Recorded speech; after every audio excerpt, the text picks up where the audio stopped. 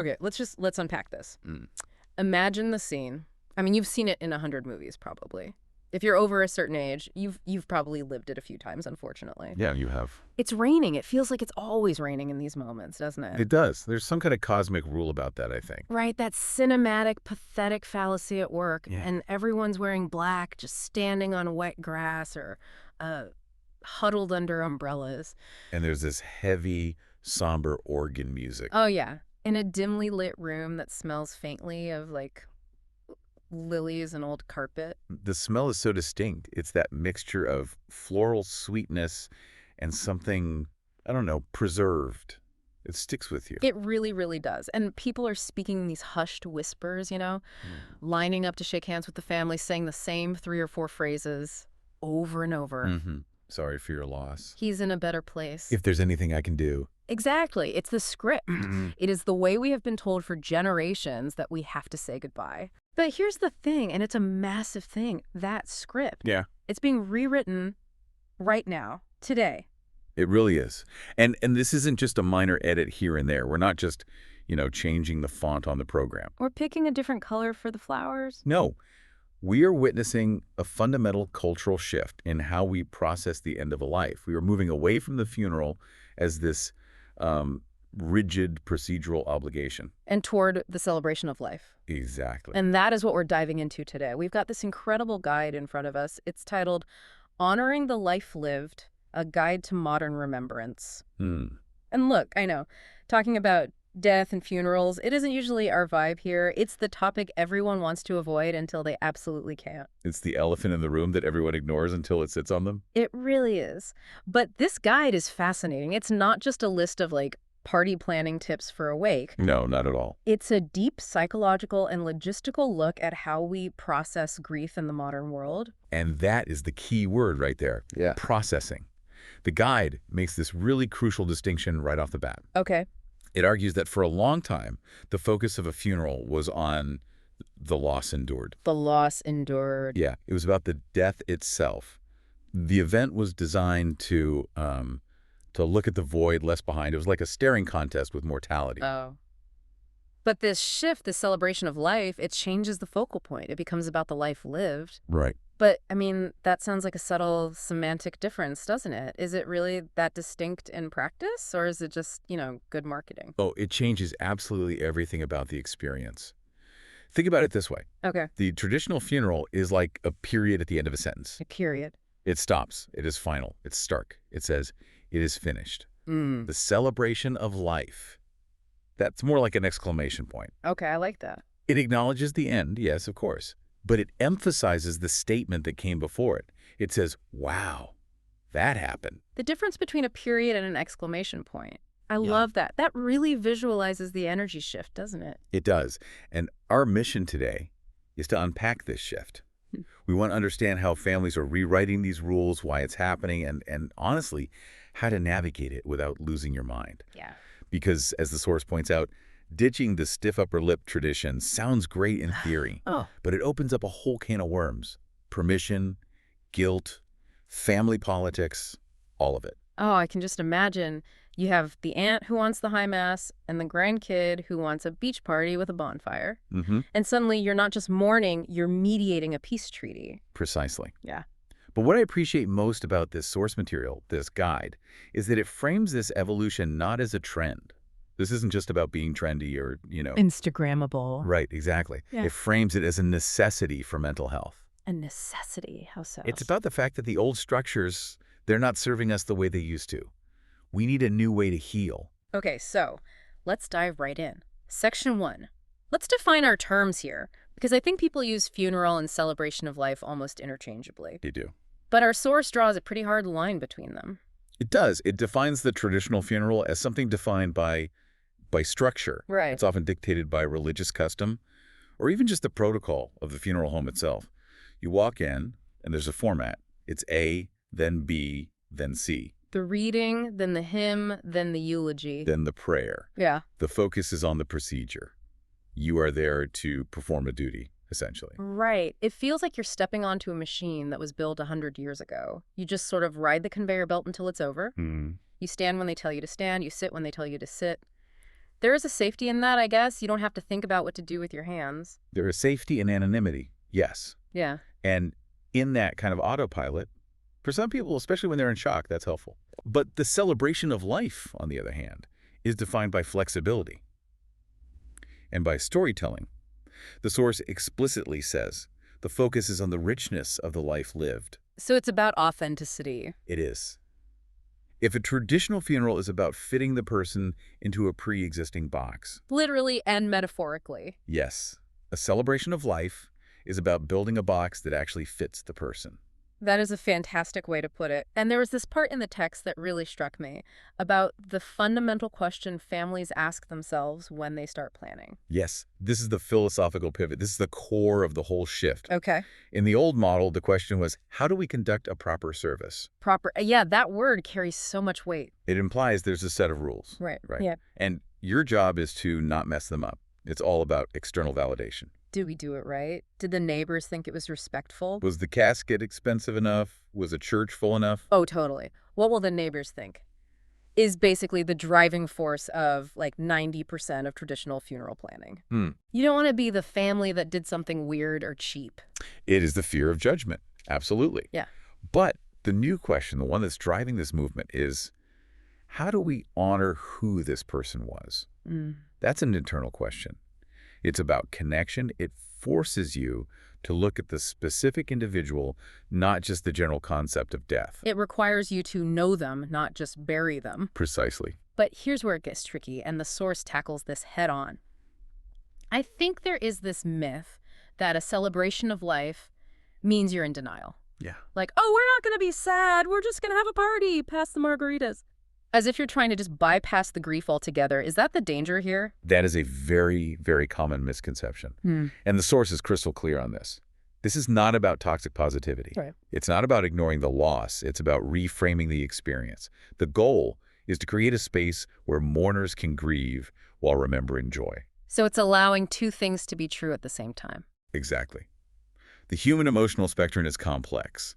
We rarely feel just one thing at a time. Right. We can feel devastated that someone is gone, but also laugh hysterically at a memory of something stupid they did in, 1994. And the traditional funeral often suppresses the laughter part because it feels inappropriate. It does. You feel like you have to stifle a giggle if a funny memory comes up. You feel judged if you smile. Yes.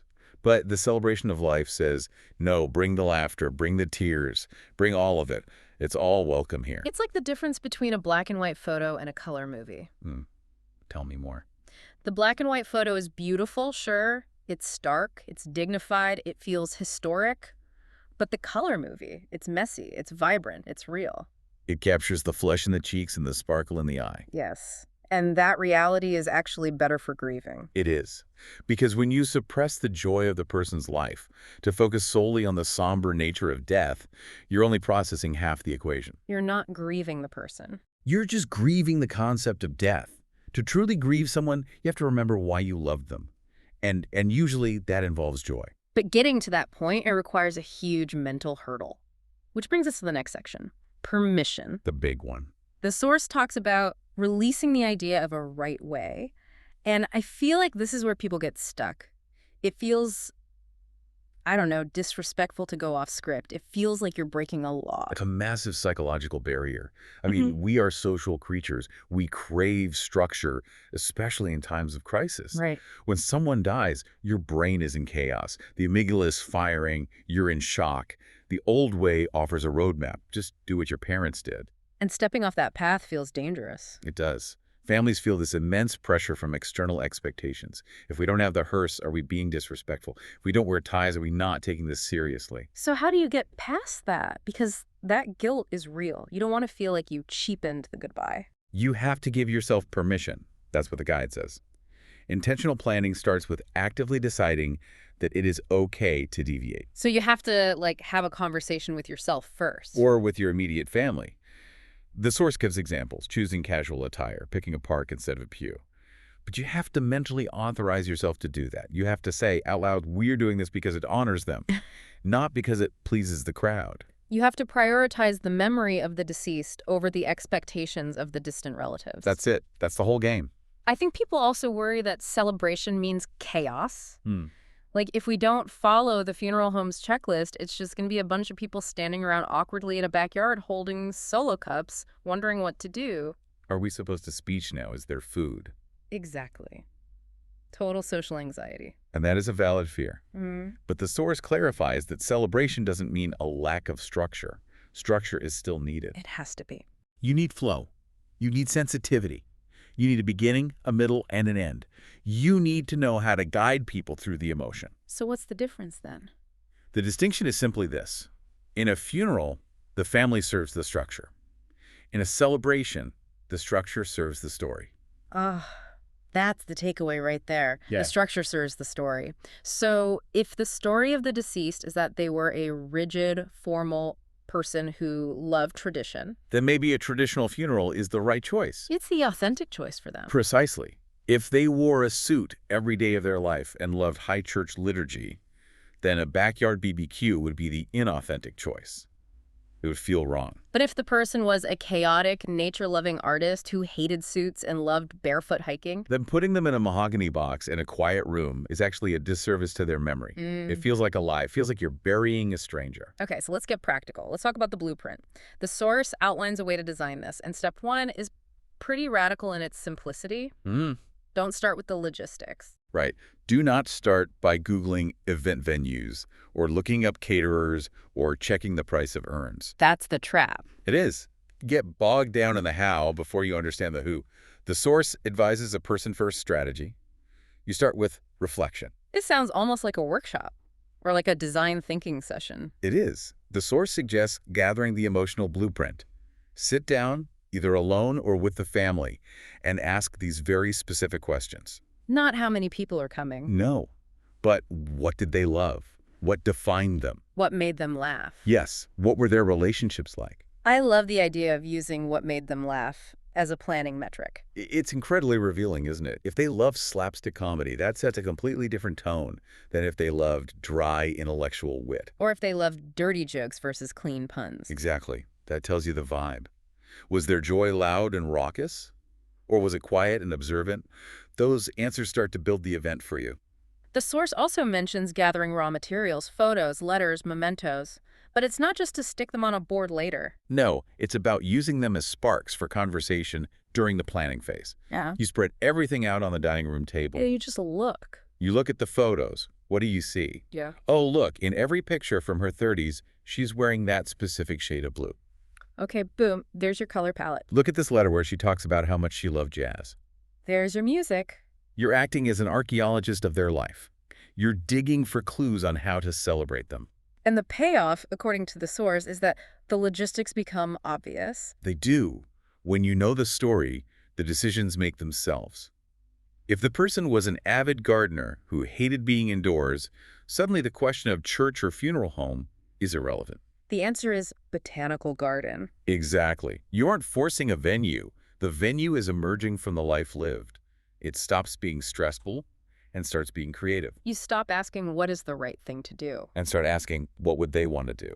Which segues perfectly into atmosphere and environment. The source calls location a character in the event. That's such a great literary way to look at it. Because traditional funeral homes, by design, are neutral. They're meant to be a blank slate. Beige walls, generic art. They're designed to offend no one. But that blank slate often feels sterile or universally somber. It feels like a dentist's waiting room, but sadder. It does. But a celebration of life invites you to choose a space that has meaning. The source mentions community centers, gardens, beaches, private homes. Even favorite restaurants. Yes. A favorite restaurant seems so obvious and yet so rare. Like, if Dad loved that one Italian place and knew the owners and went there every Friday. Why wouldn't you go there? Great. It smells like him. It feels like him. It immediately puts people at ease. Yeah. They walk in and smell garlic and bread, not lilies and formaldehyde. And that is the goal of atmosphere. The source really emphasizes this point. It is not about creating a spectacle. No. You aren't trying to put on a show or impress people with your budget. You are trying to create comfort. You want an environment where people feel safe enough to cry, safe enough to laugh, and safe enough to talk to each other. And decor plays a huge part in that. We're moving away from the wall-to-wall black. Oh, the visual palette matters so much. Hmm. If you walk into a room filled with black drapes, your body physically reacts. You tense up, you lower your voice. It's a physiological response to the environment. It is. But if you walk into a room filled with warm colors, maybe the person's favorite colors, or flowers that actually mean something, not just the standard funereal lilies. Right, like if they loved sunflowers, fill the room with sunflowers. Yes. Or if they were into hiking, maybe it's just greenery and branches and pine cones. It changes the energy. It signals to the guests, we are here to remember the life, not just stare at the death. It warms up the room, literally and metaphorically. It tells the guests, you can relax here, you can be human here. Exactly. Let's talk about sensory details, specifically music. Because I feel like music is often an afterthought in the traditional script. You know, you pick a hymn, maybe Wind Beneath My Wings, or... Amazing grace. Right. And you're done. But the source calls music the emotional anchor. Because music bypasses the logical brain. It goes straight to the amygdala, the emotional center. It's a shortcut to memory. It is. It unlocks memory and regulates emotion without a single word being spoken. The source suggests moving beyond the top 40 funeral hits and curating a playlist that spans the seasons of a person's life. Ooh, I like that phrase, seasons of a life. So you'd have the 50s doo-wop they loved in high school. The classic rock from their 20s. Maybe the lullabies they sang to their kids. Exactly. It tells a sonic story. It transports people through time. You hear a song from 1975, and suddenly you aren't at a memorial. You're remembering the person when they were 25 and vibrant and alive. And functionally, you can use it to direct the mood. Oh, absolutely. You can use upbeat tracks to welcome guests and set a tone of, it's okay to smile. You can use softer, more reflective tracks for the visual presentation. It's about pacing the emotional journey of the guests. Speaking of visual presentations, the slideshow, the classic slideshow. The staple. It's a staple, but the source argues it's more than just something to look at while you eat a cold cut sandwich. It's visual storytelling. And it's essential because, and this is a key insight from the guide, not everyone is a verbal processor. Right. Some people just can't stand up and give a speech. Some people can't even articulate how they feel in that moment. They're frozen. But seeing a photo of the person laughing or watching a video clip where you actually hear their voice, that connects them. It bypasses the need for words. It turns it into a shared experience. That's what the guide says. Instead of everyone sitting in their own private silos of grief, everyone is looking at the same screen, seeing the same smile at the same time. You hear the collective, or the collective chuckle. It unifies the room. It really does. And the source also mentions memory tables. Physical items. This is so important. What do you mean? Don't just show pictures of things. Put the actual things out. Put out their awards. Put out their knitting projects. Put out their weird collection of ceramic frogs. No, that's great. It makes the person present in the room. It gives people something to point at and say, oh, I remember that. I remember when he bought that. It sparks stories. Okay, we have the setting, the vibe, the music, and now we need the words, the narrative. This is where the traditional eulogy usually comes in. One person, usually a clergy member who might not have even known the deceased or, a stoic eldest son, stands up and sums up an entire existence in 8 minutes. And that is such a heavy burden for one person. And it's also, it's impossible. How could it not? No single person holds the whole truth of a life. The version of me that my colleagues know is different from the version my mother knows, which is different from the version my childhood best friend knows. Of course. If only one of them speaks, you get a two-dimensional portrait, a sketch. So the source suggests democratizing the eulogy. Yes. Shift from a single authority figure to multiple voices and perspectives. To complete the picture. Completes the picture. Yeah. You get the 360-degree view. You hear about the prankster and the hard worker and the gentle parent and the wild friend, all in one place. But this goes back to the chaos fear we talked about. Open mics can be risky. Yeah. We've all been at a wedding where someone had too much champagne and the toast went completely off the rails. You do not want Uncle Bob ranting about politics or sharing a wildly inappropriate story at the funeral. The Uncle Bob factor, yes. The source is very pragmatic here. It warns that this needs guidance. You cannot just point to a microphone and say, go. You need a facilitator, a master of ceremonies. Exactly. Someone to set the ground rules. We'd love to hear your stories. Please keep them to 2 minutes. Or to offer prompts like, tell us about a time they made you laugh. And what about the people who are terrified of public speaking? The source has a great solution for that. Collect written memories in advance. You can set up a website or just an email address. Oh, I love that. Then you can have someone else read them. Or you can print them out and put them in a binder for people to read. It allows the introverts to be part of the narrative without having to stand in the spotlight. The goal, as the source puts it, is presence, not perfection. Yes. It doesn't have to be a polished TED Talk. It just has to be real. And honestly, the unpolished moments are often the most memorable. The stumble, the pause where someone gets choked up, the spontaneous laughter from the crowd. That's where the humanity is. We aren't looking for oratory. We're looking for connection. Let's touch on the tangible stuff. The things you hold in your hand. The program. Right. Rethinking the program is such a great low-hanging fruit for personalization. How so? Move away from the order of service, which is just a schedule. 10:00 a.m. sit, 10:05 a.m. stand. It's an itinerary, not a tribute. Exactly. Make it a piece of content. Put in those favorite quotes we talked about. Yeah. Put in the lyrics to that song from their 20s. Put in a recipe they were famous for. A recipe, that's brilliant. The source actually shouts out a specific resource here, the funeral program site. Right, I saw that. And the value of a resource like that is templates. It highlights that you don't have to be a graphic designer to do this. There are tools out there. It's democratizing the design, too. It is. You can create something that looks professional but feels deeply personal. It empowers the family to take control of the aesthetic rather than just accepting the funeral home's default sunset on a beach design. And these things become keepsakes. I've been to funerals where I threw the program away on the way out because it was just a list of hymns. But I've been to celebrations where I still have the card on my fridge because it has a beautiful photo and a quote that actually means something to me. It becomes a tool for ongoing remembrance. That's the healing part the guide talks about. You take a piece of the love home with you. It's not just paperwork. It's a memento, a connection point you can look at months later. Now, we have to talk about the logistics that make all this personalization possible. Specifically, time. This is maybe the biggest structural advantage of a celebration of life over a traditional funeral. It is the gift of time. A traditional funeral is driven by biology and urgency. Right. The clock starts ticking the moment death occurs. You usually have 3 to 5 days. That is a pressure cooker. It's the worst possible time to plan an event. You're sleep-deprived, you're crying, you're in shock, and you're trying to pick out casket liners. It's a nightmare. It is. Your brain is not functioning at full capacity. You are making expensive, emotionally charged decisions under duress. But a celebration of life, especially if cremation has occurred, can happen weeks or even months later. That feels like a relief just hearing you say it. It just lowers the temperature on everything. So what are the benefits of that? Wait. Well, first, it allows the immediate acute shock to settle. It allows travel logistics to be sorted so people from far away can actually attend without breaking the bank. That's a huge one. But most importantly, it allows a planning to be intentional rather than reactive. You aren't just picking the first flower arrangement you see because you need it by Tuesday. You're picking the right one because you've had time to think about it.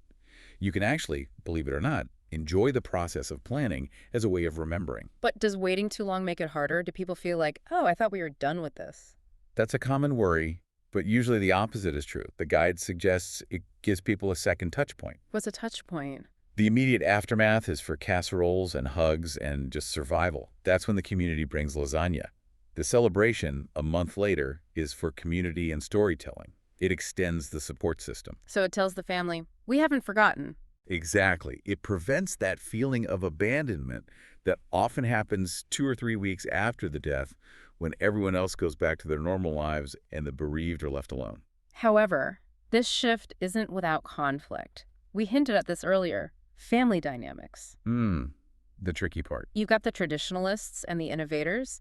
The Gen Z grandkid wants a beach party. The boomer aunt wants a full Catholic mass. How do you reconcile that? Navigating this conflict is one of the hardest parts. The source recommends framing the celebration as an extension of respect, not a rejection of tradition. So it's about the language you use. It's all about communication. You have to talk early. Don't spring the surprise on them. Explain the why behind your choices. We're doing this because Grandma loved the ocean, not because we don't respect the church. And compromise is key, right? It can't be all or nothing. Absolutely. The source suggests a hybrid approach, which is becoming very popular now. Like what? You can have a small, private, traditional committal service, or a prayer service for the immediate family who really needs that religious closure. And then 2 weeks later, you have the broader, more inclusive celebration of life for the wider community. It doesn't have to be one or the other. So flexibility allows you to honor both needs. Both individual wishes and the collective needs of the family. Okay, Section 9. Ethics, inclusivity, and healing. We touched on the party aspect earlier, but we need to talk about emotional safety. Yes, this is so critical. Not everyone is ready to party. Right. Grief is non-linear. Even if it's been a month, some people might be having a good grief day and others might be having a bad grief day. If you brand this as a celebration, some guests might feel alienated if they're still deep in sorrow. They might feel like they aren't allowed to be sad. Or that their sadness is bringing down the mood. So how do you handle that? How do you make it safe for everyone? Communication. Again, the invitation sets the stage. Be clear about what to expect. Use phrases like, join us to share stories and remember, instead of come party with us. You set the tone in the invitation. And then, in the design of the event itself, you provide quiet spaces. This is a practical tip from the guide. Like what? If you're renting a hall, maybe have a side room or just a quiet corner with some comfortable chairs and tissues, away from the music and the slideshow. Give people a place to decompress. A decompression zone. A decompression zone is crucial. It gives people permission to step away without feeling rude. It's about acknowledging the seriousness of loss while honoring life. It's that balance again. It's always that balance. And language matters. The guide points out you have to ensure the event is inclusive of diverse belief systems. Which is easier said than done. It is, but a celebration of life is actually a great neutral ground for this. It focuses on the human story, which everyone shares, rather than a specific theological dogma that might divide the room. It brings people together around the person, not the doctrine. The source creates this link between these design choices and the healing mechanism. It says that normalizing emotional complexity reduces the pressure to perform grief correctly. That phrase, perform grief, is so powerful. It really is. Because in a traditional setting, there is a performance aspect. You're expected to look a certain way, act a certain way, wear the veil, hold the tissue just so. Right. By breaking the script, you remove the performance. You allow people to just be. And that is where real healing happens, when you stop acting and start feeling. Finally, let's look at the legacy beyond the event. The celebration isn't the end of the road. No, it's a launch pad. The guide calls it the long tail of remembrance. The long tail. It emphasizes that the event is just one moment in time, but the actions you take can ripple out from it. Memory books, digital archives where people can upload photos and stories for years to come. I love the idea of scholarships or annual gatherings. Like every year on his birthday, we go to that pizza place and tell the same stupid stories. It keeps the memory active. It creates a new ritual. And the source, again, mentions professional help here, which I think is important. Even for something so personal. Especially for something so personal. Just because it's informal doesn't mean you have to do it all yourself. Event planners, memorial designers, they can help navigate the mechanics so you can focus on the meaning. Right. You don't want to be stressing about whether the microphone works or if the ice is melting while you're trying to mourn your father. Delegate the logistics so you can be present for the emotion. That's the key. So to summarize this entire movement, it's really a cultural shift toward authenticity. It is. It's empowering people to say goodbye in a way that feels true rather than prescribed. It's a reclamation of the death experience. It's taking death out of the hands of the institutions and putting it back into the hands of the families. Okay, so let's try to wrap this up. We've gone from these rigid black and white protocols to these colorful, messy, beautiful, human-centric stories. And it's beautiful. It's messy, yes, but life is messy. Death is messy. Why should the funeral be sterile? It should reflect the chaos and the beauty of the life that was lived. The source describes planning a celebration of life as an act of love, and I think that's the perfect way to frame it. I agree. It takes courage to ignore expectations. It takes work to dig up those photos and stories, but it's an act of love for the person who died. And for the people left behind, for the community that needs to heal. So if we ask, so what? Why does this matter to you listening right now, maybe on your commute, nowhere near a funeral planning process? Why should you care about this today? It matters because it encourages us to live lives that are worth celebrating in specific ways. Oh, that's good. That is really good. If you want a celebration full of color and specific weird music, You have to live a life full of color and specific weird music. You have to give your family the material to work with. You have to leave the breadcrumbs. You have to be authentic now so they can be authentic later. That is such a powerful takeaway. You are writing your own eulogy every single day. You are curating your own playlist right now. Exactly. So don't live a beige life and expect a Technicolor celebration. So here is the provocative thought I want to leave everyone with. We've talked about the protocol being thrown out the window. If your life was celebrated next week, and knock on wood it isn't, but if it was, and the rules were completely gone, what is the one specific thing that would absolutely have to be there to make it authentically you? Is it a specific song? A specific flavor of ice cream? A dress code that requires everyone to wear Hawaiian shirts? Or maybe a requirement that everyone sit in silence for 20 minutes because you loved quiet and that's what you'd want. Think about it. What's your exclamation point? And maybe, just maybe, tell someone about it. Write it down somewhere. Give them the permission to break the rules for you. Embrace the complexity. Embrace the grief and the gratitude all at once. Thanks for diving deep with us today. We'll see you next time.